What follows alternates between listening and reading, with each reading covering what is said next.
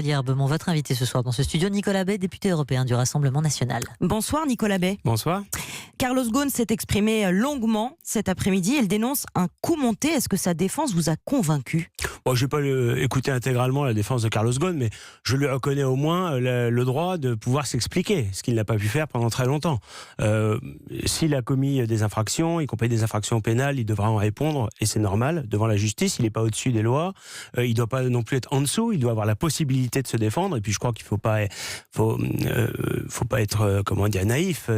C'est évidemment, l'affaire Ghosn est évidemment un épisode de guerre économique. Et tout le monde comprend bien que la justice japonaise, c'est un système judiciaire qui est respectable en tant que tel, mais qui a sans doute aussi ses défauts. Et il est quand même très probable que la justice japonaise n'ait pas traité avec impartialité Carlos Ghosn, quand on voit que c'est un système judiciaire qui aboutit à ce que 99% de ceux qui sont inculpés sont ensuite condamnés. Et on voit bien que derrière, il y a les intérêts de Nissan, derrière, il y a des intérêts économiques et financiers considérables. Les intérêts de Renault de l'autre côté, de la bien France. sûr, exactement. Donc c'est un épisode de guerre économique. Il faut, je crois, l'analyser d'abord comme tel. Et puis ensuite, voilà, il devra répondre de ses actes devant la justice, c'est normal, comme n'importe quel justiciable, mais il doit aussi pouvoir se défendre.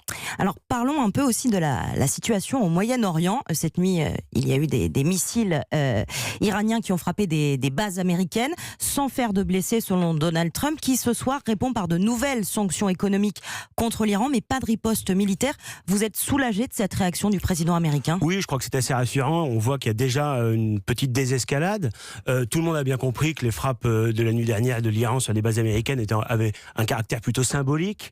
En réalité, Donald Trump s'est fait élire il y a maintenant 3 ans sur une ligne politique qui consistait à ne plus intervenir ou interférer partout sur la planète. Il faut reconnaître que son retrait en Syrie, son retrait programmé en Irak, s'inscrit donc dans ses engagements de campagne. La contrepartie, c'est évidemment d'être très ferme dans la défense des intérêts américains. Et tout le monde a en mémoire l'attaque de l'ambassade américaine il y a quelques années à Benghazi. Tout le monde a en mémoire, dans une histoire un peu plus ancienne, les otages dans l'ambassade à Téhéran.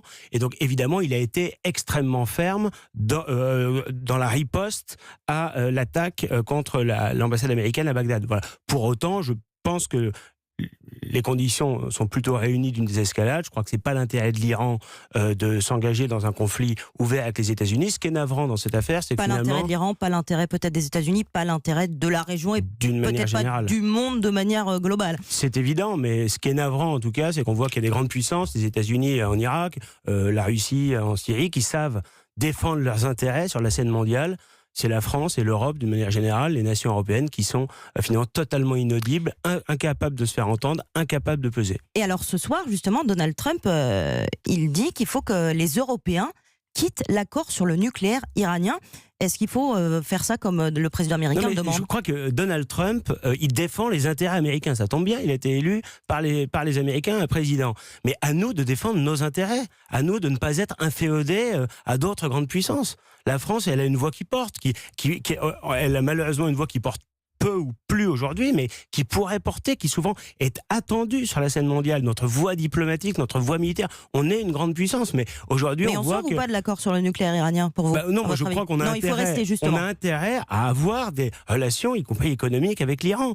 Que les États-Unis, parce qu'ils ont d'autres alliés, l'Arabie Saoudite en particulier dans cette région, souhaitent continuer une guerre économique avec l'Iran, c'est la position américaine. Mais notre intérêt, à nous Français, l'intérêt des nations européennes, ce sont des intérêts différents. Et il y a une compétition mondiale, il faut être capable de la mener, cette compétition mondiale. Alors on va revenir à l'actualité française avec la réforme des retraites. Nouvelle journée de mobilisation demain. Laurent Berger de la CFDT dit ce soir, on est encore loin d'un accord. Qu'est-ce que vous dites au gouvernement ?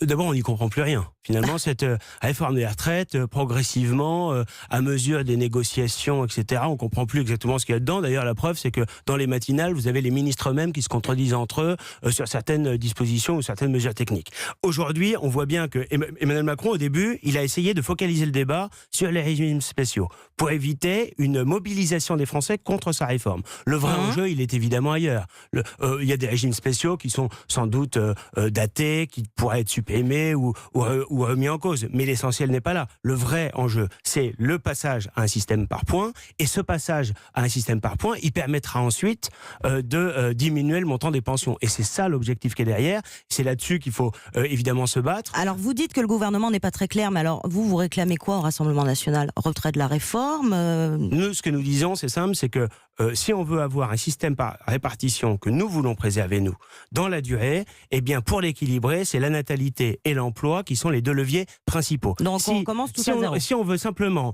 maintenir un haut niveau de cotisation avec une baisse des pensions et une augmentation de la durée de cotisation, on ne réglera rien.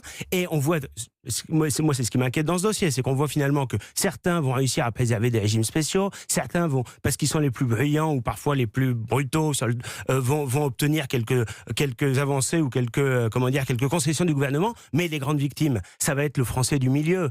C'est-à-dire le salarié du privé, souvent, qui n'est pas assez pauvre pour toucher les minima ou les allocations sociales, n'est pas assez riche pour capitaliser et se constituer un patrimoine et donc à la clé une retraite plus importante, et qui, lui, finalement, paye, est souvent le premier à payer et souvent le premier à subir les réformes. Alors, Nicolas Bay, vous prenez la clarté, vous allez donc peut-être, sans doute, pouvoir nous éclairer. Est-ce qu'au Rassemblement national, vous soutenez les grévistes ou pas? Non, mais ce que nous avons dit depuis le début, c'est que nous Marine Le Pen, le 5 décembre, dit qu'elle soutient sans réserve Je vous réponds, nous sommes opposés, totalement opposés, pour les raisons que je viens d'évoquer, à la réforme d'Emmanuel Macron. Nous avons dit, et Marine Le Pen la première d'ailleurs au début du conflit social, que la grève et plus encore les blocages ne sont pas le meilleur moyen de mobiliser les Français. Souvent, la CGT et quelques autres organisations outrancières facilitent la tâche du gouvernement. Certains de vos collègues du Rassemblement national défilent et donc dans les mêmes rassemblements que la CGT. Mais vous savez, dans les rassemblements, il y avait tout le monde. Il y avait aussi des avocats, il y avait des salariés du public, des salariés du privé. Mais en revanche, je pense qu'il y aurait d'autres moyens, peut-être un peu plus modernes, un peu moins archaïques, d'agir. C'est archaïque la grève? Oui, je pense en tout cas que les blocages qui pourrissent la vie des Français, c'est archaïque et c'est assez inefficace et ça rend service à Macron. Et donc vous dites aux grévistes, 35 jours de grève, il faut arrêter? Non, je dis simplement qu'il faut combattre politiquement, combattre sur le terrain, manifester bien sûr, pour ceux qui souhaitent manifester, c'est un droit fondamental contre cette réforme, mais je pense que avoir des organisations syndicales peu représentatives qui suscitent la défiance des Français, qu'on érige en première ligne comme les principaux interlocuteurs du gouvernement, eh bien c'est évidemment l'intérêt du gouvernement. C'est un petit peu une position d'équilibriste pour le Rassemblement national, soutenir la mobilisation contre la réforme, mais en même temps pas franchement soutenir les grévistes. Non, mais, attendez, on n'est pas dans un schéma simpliste. Il n'y a pas d'un côté, on ne doit pas faire un choix définitif entre Macron et la CGT. Moi, je refuse cet écueil.